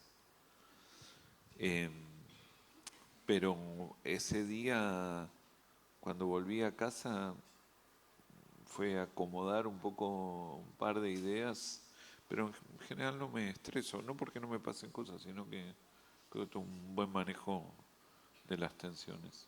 Qué lindo. ¿Y vos? ¿Qué? Maru, No quiere contestar, ¿quién te ¿se inspira? ¿Y vos? ¿Quién te inspira? ¿Y vos? ¿Quién te inspira, Maru? Vamos, vamos. Ustedes son acá los que queremos conocer. A mí ya me conocen ya. Estás colorada. ¿Quién te inspira? Estás un poquito colorada. Esas luces no me favorecen, Leo, cambiarla. A mí me inspira mucho la vida de Pedro. Lo arrebatado, pero en su arrebatado hizo cosas que el resto no hicimos. Entonces, entender que a veces Dios te puede decir, apártate de mí, Satanás, pero que otras veces puedes caminar sobre el agua. Entonces, a mí me gusta mucho. La vida de Pedro. Sí, sí. Con sus errores y sus aciertos. Entendiendo que voy camino a parecerme cada vez más, pero que me falta un montonazo. Entonces, que me puedo equivocar, pero que a veces puedo meter un gol de media cancha y caminar sobre el agua. Me gusta mucho. Lindo. ¿Pastor? Ayer o antier, no me acuerdo, tomaba un momento para reportarme a la iglesia local de la que soy pastor, con el liderazgo, dónde estoy y qué estoy haciendo, y también con las iglesias Vida Abundante, que conformamos una federación de iglesias allá en Costa Rica y fuera de Costa Rica. Entonces, tomé algunas fotografías y puse ahí un par de pensamientos. El más importante de esos pensamientos que puse tiene que ver contigo, ya que te preguntan. La foto que nos tomamos ahí, abrazados, luego la foto con el pastor Satirio y una foto de la iglesia. Y básicamente dije que estoy aquí en Argentina, en Sáenz Peña, y hablé de ti, y lo digo de corazón, ¿verdad? Lo digo de verdad, de la calidad de mujer que tú eres, y ponía a ellos, bueno, aquí está Mabel, una querida amiga pastora. Ella enviudó hace 2 años y asumió con una fuerza extraordinaria el llamado pastoral que Dios le hizo, y ponía al final, ella es una Débora moderna, con una fuerza impresionante, y explotó el chat de todos ellos, poniendo, muchos de ellos te conocen, así que quería honrarte públicamente porque eres una de mis heroínas, y como te dije en una conversación ahí, si tuviera un sombrero me lo quito.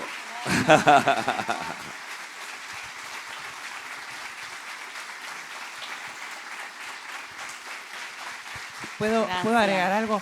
Para mí una cosa que me inspira mucho es esto, el poder compartir un púlpito, pero después ir a tomar un café y reírnos y estar hasta las 3 de la mañana hablando de cosas serias y hablando de cosas no tan serias. La amistad a mí me inspira. Escuchar en la mesa, estaban el otro día Ricardo y Satirio en una pulseada bíblica, y yo así, disfrutándonos, aunque ellos no se dieron cuenta. Y Belar no estaba, porque viste que dice que le molesta cuando alguien está escuchando. Él no estaba sentado en la mesa, así que yo estaba escuchando lo que ellos hablaban. El pasar tiempo con amigos y entender que uno puede aprender de los que tiene cerca, a mí me inspira. Son de relaciones mucho sí. ustedes, ¿sí? Ricardo, ¿y quién te inspira? Alguien que vos tengas, o sea, una persona actual o un personaje bíblico, un escritor, alguien que te inspira. Bueno, la persona que más me influencia en la vida es mi esposa Giselle. Giselle es una mujer extraordinaria, ¿verdad? Algunos de ustedes la conocen. Ella es psicóloga de profesión. Ella se hizo psicóloga ya grande. Empezó a estudiar después de los 30 años, ahí empezó a estudiar. Creo que después de conocerme y de casarse conmigo, ella entendió que era una obligación de vida hacerse psicóloga, ¿verdad? La tesis de ella fui yo, ¿ok? Más o menos, sí. Ella es una mujer con un carácter impresionante, de verdad. Yo no creo que nadie me hubiese soportado mis implosiones, mis explosiones, mis bajos, mis altos. Ella es la persona que ha estado a mi lado, que Dios puso allí y que ha logrado sacar cosas buenas de alguien como yo. Así que ella es la persona sin duda alguna, o sea, pero por kilómetros, la persona que más me ha influenciado, la que se ha ido con el golpe, ¿verdad? Y me ha moldeado. Y luego, personas como un escritor que me influencia muchísimo es Philip Yancey. Es una persona que su perspectiva del cristianismo me desafía. No estoy de acuerdo en todo lo que dice o piensa, pero no hay duda de que su pensamiento filosófico cristiano me permea muchísimo. Y tendría que poner en esa lista sin duda alguna a José Satirio dos Santos, ¿verdad? Que yo llego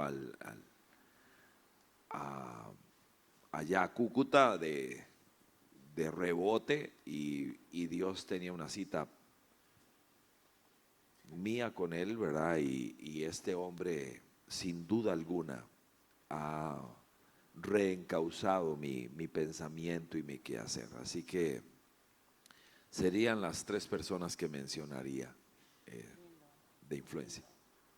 Qué lindo, la esposa en primer lugar. Bernie, a ver. Te la puso alta. No es personal, tranquilo. Con libertad. Bueno. No, pienso como Mari, que a veces son ambientes, ¿no? A mí hay ambientes a los que intencionalmente voy o trato de generar porque me levanto inspirado de ahí. Por ejemplo, nuestro grupo de amigos. O sea, para mí pasar tiempo y cuando podemos juntarnos todos, ¿no?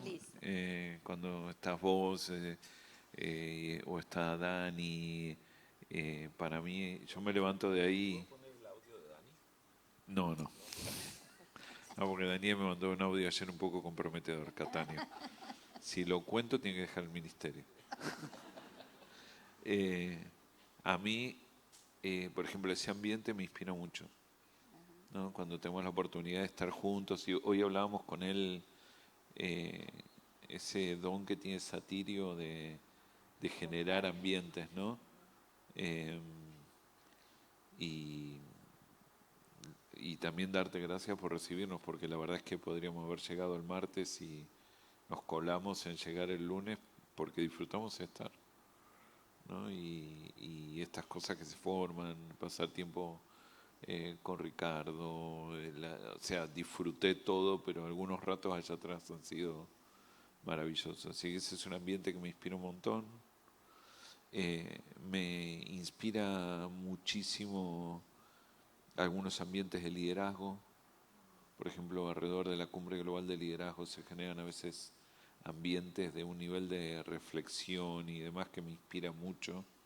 Y cuando tenés esos momentos que uno se para 2, 3 días para algo y me levanto renovado, me levanto inspirado, pero, y no es por ser salamero ni nada, cuando tengo toda la familia en casa es muy inspirador. Cuando se da, ahora con Joaco viviendo lejos y demás, no se da con toda la frecuencia que uno quiere, pero cuando tengo toda la familia en casa, y están los chicos, están las chicas, está Maru y demás, hay momentos que siento como que me abstraigo y es una cosa que me alimenta el alma y automáticamente lo que me pasa es que se me ocurren cosas, ¿no? O sea, me inyecta algo y me surgen sermones en un mate con la familia y así que yo diría que esos 3 ambientes me inspiran un montón. Qué lindo. Tenemos una de las fotos, cualquiera.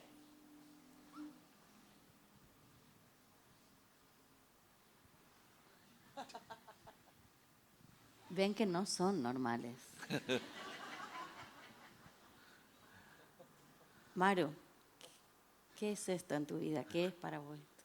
¿Qué te refleja? Es el regalo más extraordinario que Dios me puede haber dado.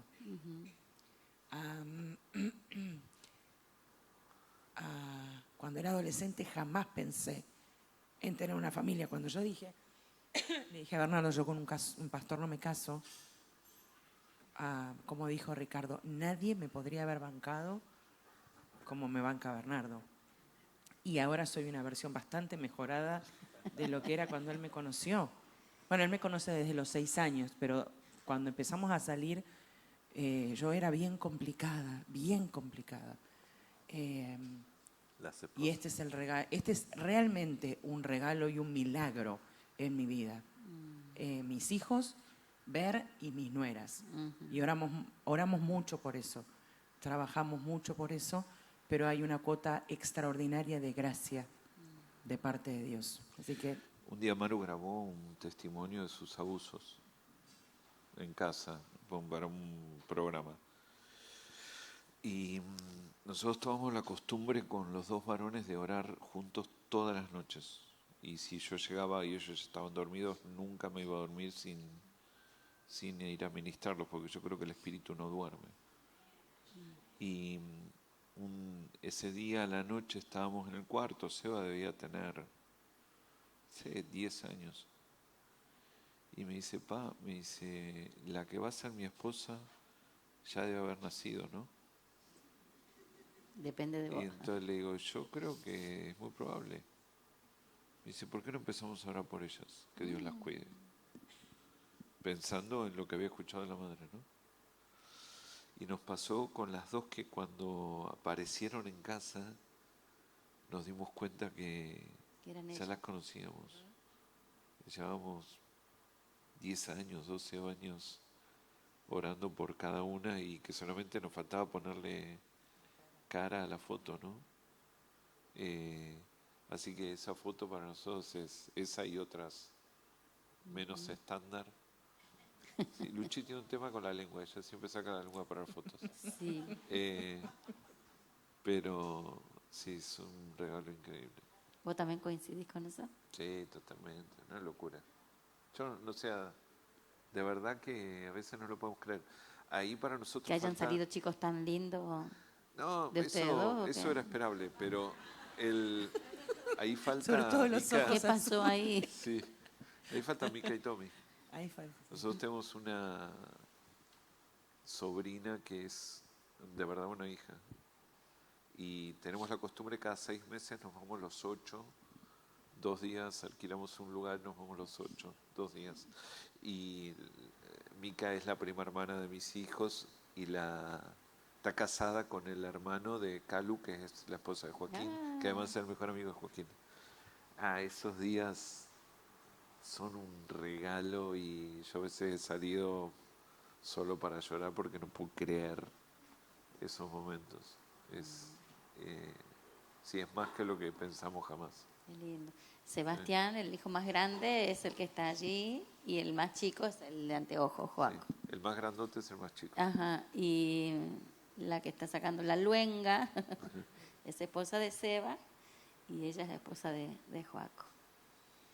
Qué lindo. La otra imagen, Ricardo, mirá lo que es este popurrí, por favor. ¿Qué es para vos esto, Ricardo? Mi familia es fundamental para mí, es muy importante. Mi esposa Giselle, mi hija Valeria, que está ahí en el centro, ella siempre ha sido como un ángel de la familia, una chica maravillosa con un don y un talento con la música extraordinaria. Su esposo es Adaltote, que está ahí. Para los de la vieja guardia es hijo de uno de los fundadores de Torrefuerte, los Hermosillo, y músico por todo lado. El muchacho guapo que está ahí de gorra, él es mi hijo menor, Andrés. Él ha sido un desafío para nosotros porque fue pródigo por muchos años y hace un par de años viene de regreso a la familia, a la fe. Es un buen hombre. Y luego las dos pequeñitas, ¿verdad? Olivia y Juno, mis dos nietas que han llegado a llenar de alegría nuestra casa, nuestra familia. Así que son un tesoro muy, muy maravilloso para nosotros. Nos toca lejos, viven en California. Mi hija y su esposo y mis nietas viven en California, lejos. La disciplina es verles 3 veces al año. Vamos 2 oportunidades y tratamos de que vengan una vez al año. Así que mi familia es realmente algo maravilloso para nosotros. Nos llenan el corazón y, como tú dices, ¿verdad? Deseáramos que no se termine nunca el tiempo con ellas. Mi temor siempre ha sido que mis nietas, en este caso Olivia, que es la más grande de 2 años, digamos, la separación, a mí me da como miedo que no, porque ella es arisca con la gente que no, arisca es con la gente que no conoce, ¿verdad? Ella no se deja alzar, no se deja nada. Pero Dios ha sido tan bueno que ella me ama. Le encanta mi cabeza.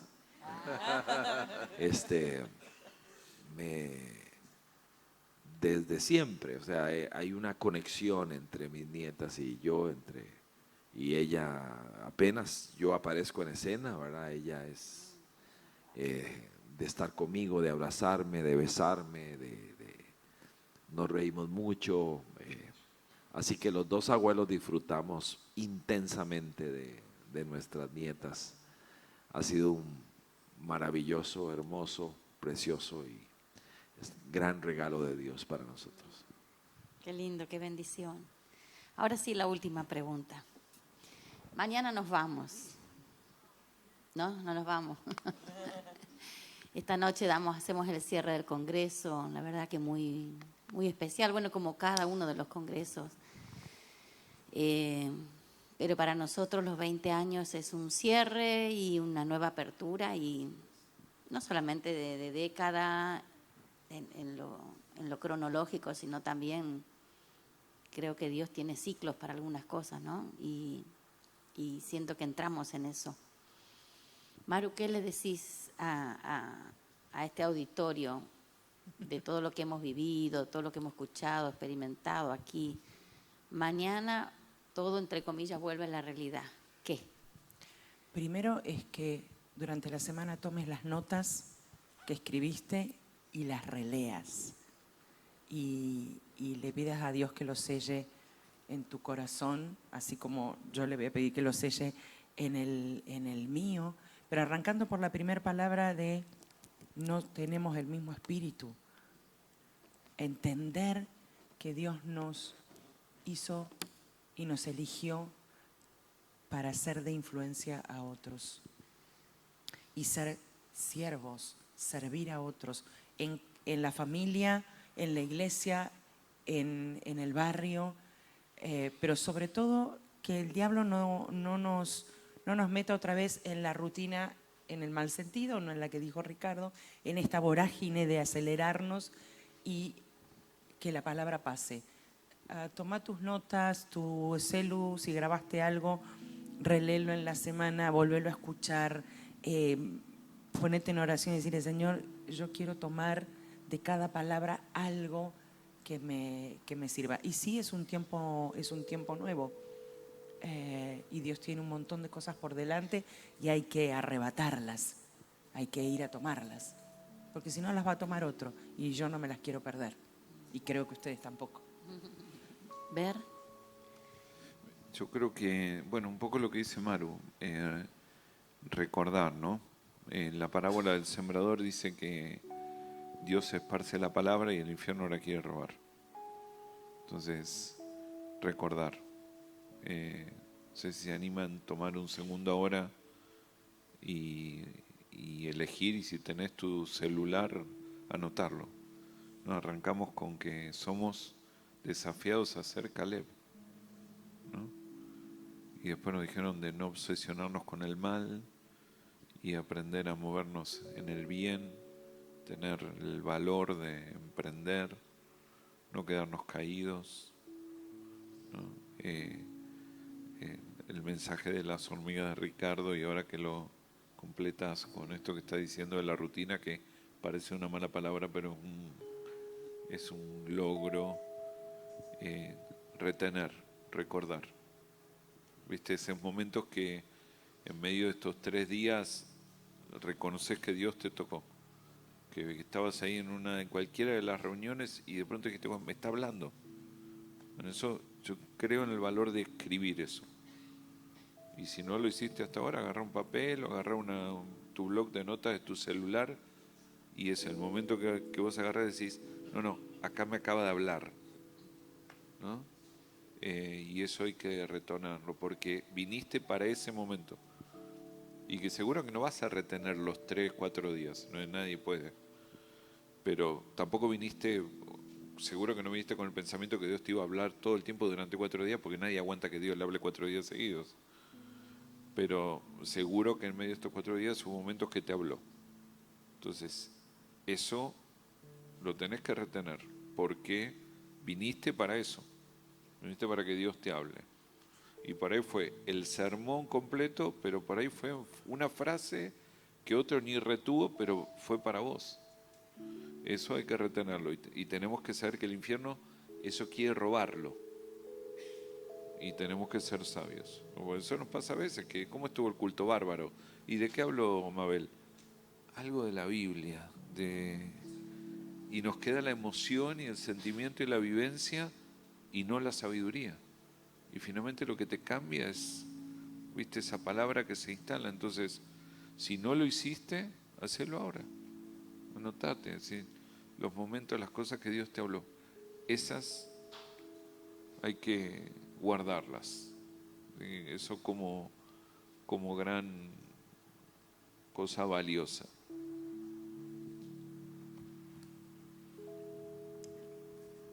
Yo me llevo en el corazón, yo le decía a mi esposa, yo tengo que estar ahí. Cuando me llamaste para invitarme, lo cual siempre considero un enorme privilegio, yo le decía a Gis, yo tengo que estar ahí. Y uno no sabe por qué exactamente, porque debo estar ahí. Pero él estaba aquí en mi corazón. Entonces cuando vengo, empiezo a responder a ese debo estar ahí. Y es porque soy muy enriquecido de verte, por ejemplo, Mabel, de verte en acción. Me ha llenado la vida. De ver a Marcos, de verlo con su esposa, siendo ordenados acá. O sea, con razón tenía que estar ahí. Cuando veo a Miki, entendí por qué. ¿Por qué? Cuando veo la comunidad, la iglesia, me alimentan el alma, la vida. Los pastores que vienen y oigo las horas, ¿verdad? 7 horas, 10 horas que vinieron para estar acá, los que han perseverado, ver a los soldados de la fe, los ujieres que se paran en la puerta, aquí o allá atrás, que te reciben, ver a los soldados de Dios, me alimenta el alma. Así que yo me voy lleno, me voy muy bendecido, no solo por las predicaciones desde este púlpito, que las recibí profundamente, sino por las predicaciones que no tienen palabras, que están ahí sentados fielmente, gente que ama a Dios, que han querido crecer. Y nos juntamos por un rato, luego nos decimos hasta luego, y cada uno regresa a su campo de batalla, ¿verdad? Más lleno, un poco más sabio, más curtido. Así que muy agradecido por Dios por momentos como ese. Y ahora, después del monte de la transfiguración, para abajo, ¿verdad? A lidiar con con todo lo que toca llevar. Así que agradecido con Dios, contigo, con mis compañeros, con ustedes. Devuelven, en mi caso, a un Ricardo Salazar a su casa un poco mejor, un poco más sabio, más agradecido, más curtido. Gracias por haberme regalado este espacio tan hermoso de tiempo. Qué lindo. ¿Qué les parece si los honramos con un fuerte aplauso? Muchas gracias, les amamos, les bendecimos, los amamos. Ponemos de pie. Queremos hacer de este tiempo un tiempo de altar, ¿no? El año pasado también lo terminamos adorando.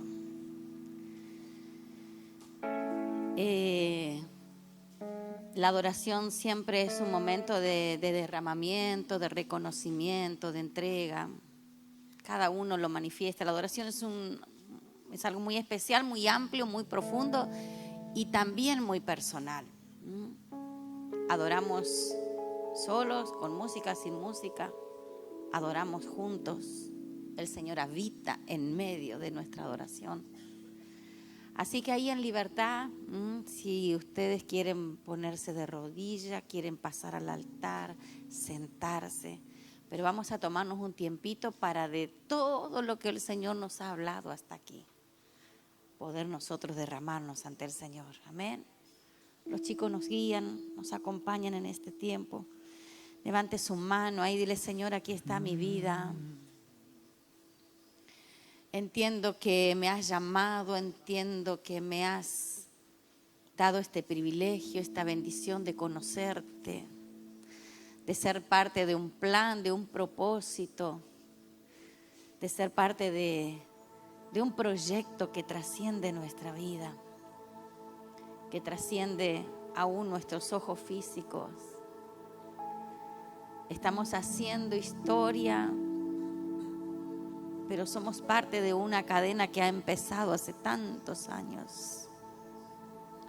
Pero hasta que vos vengas, Señor, hasta que vos nos llames, Señor, estaremos firmes, estaremos siguiéndote, estaremos derramándonos. Te adoramos, Señor, en esta mañana. Eres mi respirar. Tú eres mi respirar. Dios, tu presencia vive en mí.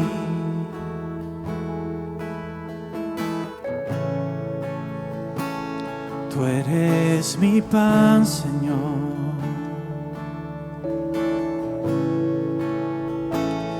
Tú eres mi pan, Señor. Dios, tus palabras son para mí yo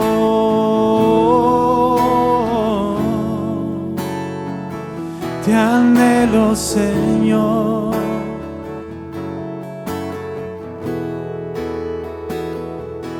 Y estoy